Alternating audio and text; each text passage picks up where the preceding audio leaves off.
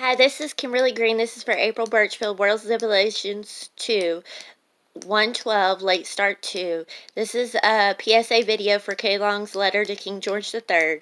I apologize if I have any technical difficulties. I got a new phone, so I'm trying to do this, and things keep happening.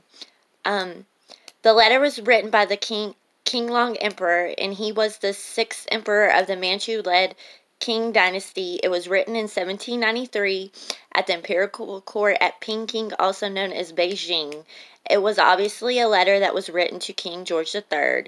The purpose of the letter was to respond back to the British wanting permission. They wanted permission to post a representative into the imperial court and allow the expansion of trade, and they wanted more ports to be opened instead of just the southern port of Canton. The historical context of this is the British Embassy sent Lord George Macartney to China to try to open a free trade society. European nations had already established factories at the port of Canton, but they wanted more ports to be opened. Canton was the only port that the Chinese allowed a trade to be conducted. The British also wanted to expand their access and trade throughout the Qing dynasty. Basically, this document talks about that British goods were of no use to China. China was self-sufficient. They had no use in trade, and they had no goods that the British wanted, basically.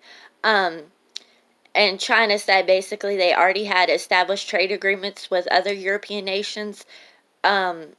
Basically, they had already allowed the British for trade in the port of Canton.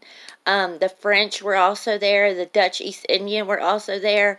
They were saying that the Great Britain had imposed an unfair trade agreement. They had of no use for a British representative to be in the imperial court. This all because they did not want, China wanted diplomatic issues in the port of Canton to be decided by local Chinese officials, and if they had posted a British representative, that would have just skewed that whole plan. Also, there was religious conflicts. Chinese are very religious people. Their religion makes up their society and basically trickles down to every aspect of life, and they were afraid that British were going to come in and, spread their religion, and it would basically lead to a bunch of chaos.